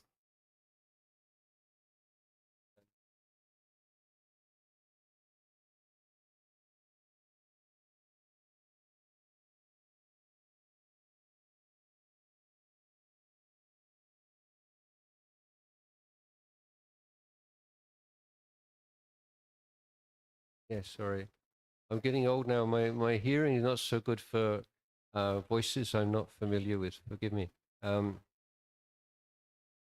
So, a few points. One, there is a difference between pressure and stress. Okay, so part of the value of exams is for children learn how to be under some pressure. So it's a good thing. But pressure, when it is looked through the unwise frame, becomes stress. There's thinking about the pressure in the wrong way. So being more mindful and not resisting, and I don't want to do this, and I can't do this, and it's too difficult, or what happens if I fail? What will mum and dad say? They'll be so disappointed in me, and what will I do? So this is a thinking problem, overthinking. And so simple mindfulness, recognize not repressing and trying to stop thinking and not following it. But when those kinds of thoughts arise, you recognize and you put down. But I would also say that for many children, they lack efficient study skills. and they waste a lot of time, and that unnecessarily increases stress of exams. And time management skills, I think, need to be taught a lot more thoroughly in schools, and memorization, mnemonics, developing particular techniques for increasing the efficiency of memorization, and also things like the method which I find most useful, and the one that I recommend is Feynman method of study, named after a famous American physicist, Richard Feynman, who won the Nobel Prize and was considered one of the greatest communicators of scientific ideas. And this is not a technique that works so well when there's just memorization involved, but whenever there's some comprehension involved, then the student spends some time with the subject and tries to grasp the main principles, and then either explains to someone else, or as a mental exercise tries to explain the topic to an intelligent, say, 12-year-old child, 10-year-old, 12-year-old child. And so why this is so good is it's active learning. When you're underlining and all this stuff, it's passive, and you believe that you've absorbed a lot more than you have. It's overestimation, just as with the Sotapanna just now. But when you have a mental exercise of having to explain it to someone else, it immediately reveals the holes in your understanding, and where you've told yourself, yes, I understand this, and you don't. So you can either pair up with a friend and you teach them and they teach you, or you have a piece of paper, and as you verbalize it, you imagine someone in front of you, and then write as you speak. And then when you come to the areas in which you're unable to explain, then you make a mark, and then you go back to the text again, and you learn those areas in which you are unable to communicate to another person. This is just one of many, and this is the one that I particularly like, and I would recommend. As I say, it's more useful for content-heavy, where comprehension is important, than in mere memorization, which other memory techniques would play part. So I think there are two parts to my answer. First is a kind of a Dhamma answer, which means getting enough sleep, time management, and mindfulness, not allowing the mind to carry away with all the anxieties about what would happen if, and it's too difficult, I can't do this, I don't have enough time. And then more practical things to do with learning memorization techniques, mnemonic techniques, memory powers, things like that. And also study techniques such as the Feynman method. Thank you.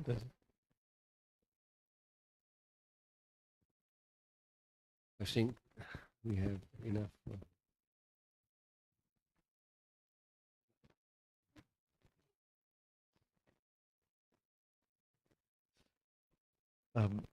There were about 60 to 70 people online who are watching, and they also had some questions, Bhante.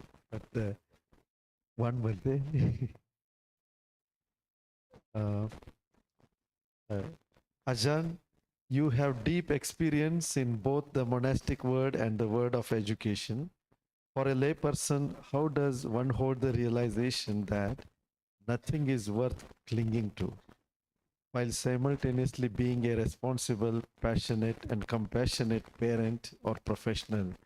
How do we engage fully with the world without falling back into the trap of taking it all so personally? Yeah, I think you have to hold two things at the same time.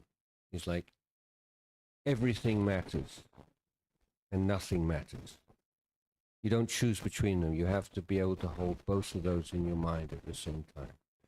Everything matters. It matters so much, and nothing matters. As far as attachment goes, then Ajahn Chah, my teacher, would say it's simply a matter of drawing attention to what you're holding on to, and you see it's like it's burning, you know, and you don't have to say, let go of that burning piece of metal. You see it's burning and you let it go naturally. So it's a matter of looking closely at the attachment or the object of attachment and seeing what it is in the attachment that you're holding on to.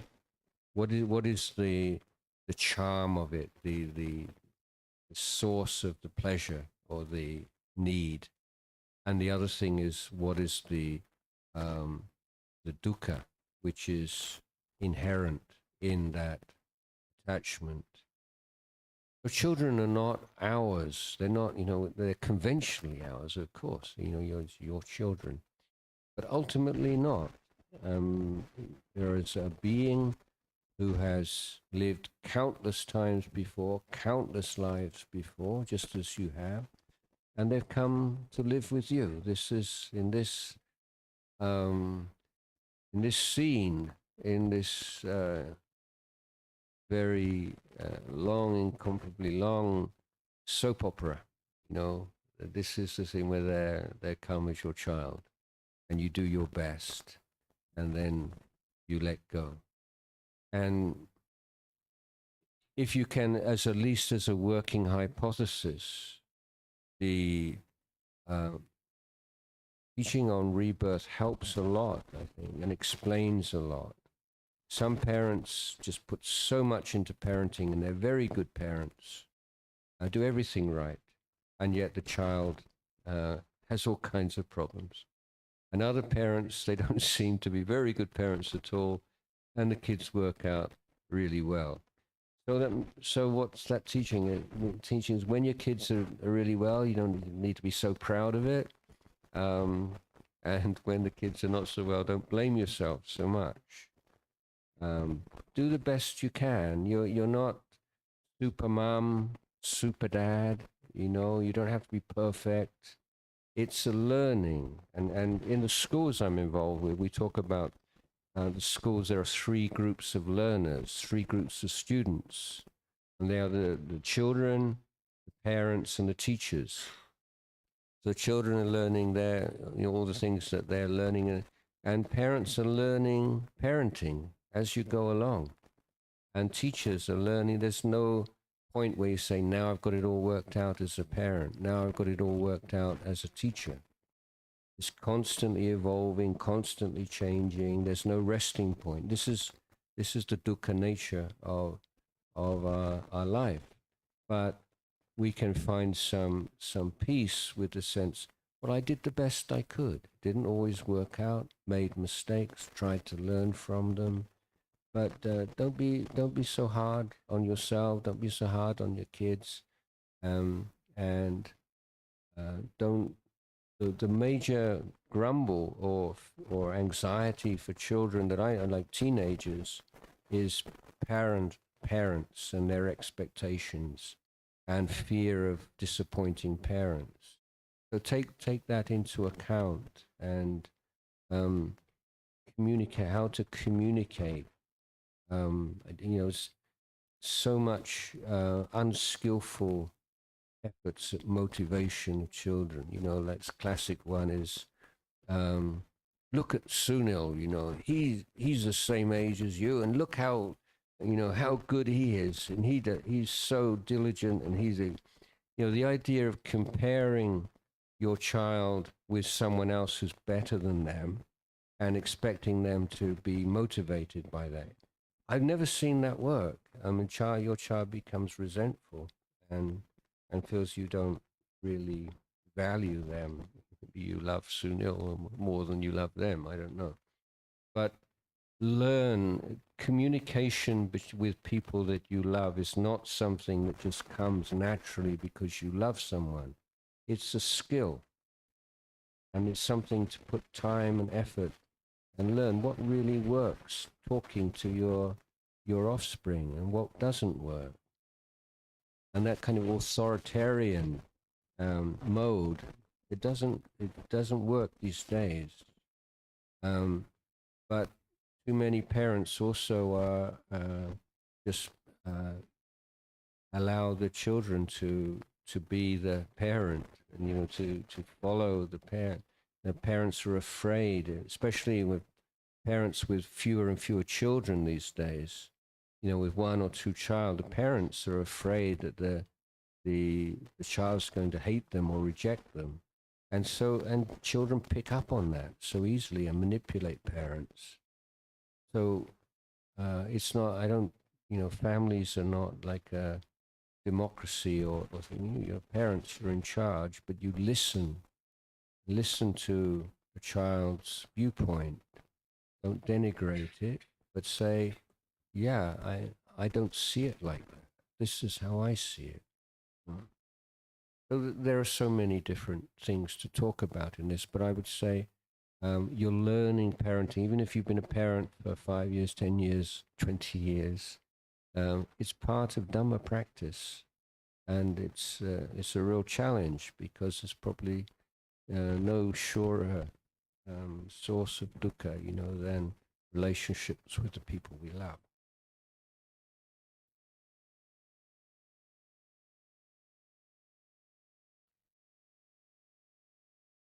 Very grateful to Ajahn for this very valuable teachings. Since morning, Ajahn is engaged very much. Today we had in the morning inauguration of a Lord Buddha statue, and then he gave talk in the Ambedkar Engineering College, which went on for 2.5 hours. It was quite long. And then again session, and after this Bhante would like to talk to the Sangha. So we are going to end here on behalf of our Abbot President Kasapa Mahathera Bhanteji and all the monks and all our Upasakas and Upasikas and all those who are online. Very humbly we would like to pay homage and express our gratitude to Bhanteji. And it is our sincere request, Bhanteji, please come again, and maybe little for longer time, and even for making a yatra like Bhante did in Maharashtra. Yes, I'm so impressed by the standard of the training here, and also by the faith and the interest and sincerity of the lay supporters, and I do intend to try to offer my encouragement and support in future.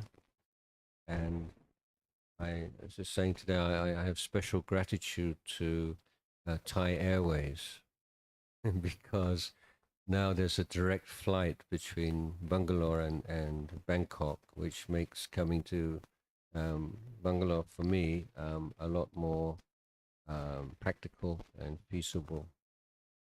So I do hope to be able to visit you again, and those of you have questions I didn't get time to answer, then don't worry. Next time we can chat and talk about it. Sadhu, sadhu, sadhu. We pay homage to Bhanteji all together because Bhanteji will leave after this. Okasa vandami Bhante Dwaratayana katang sabang aparadam.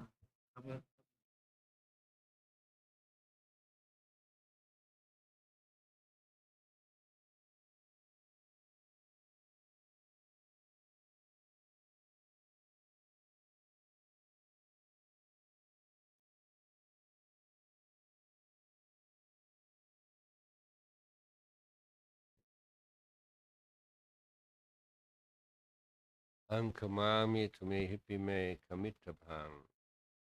Namo Buddhaya.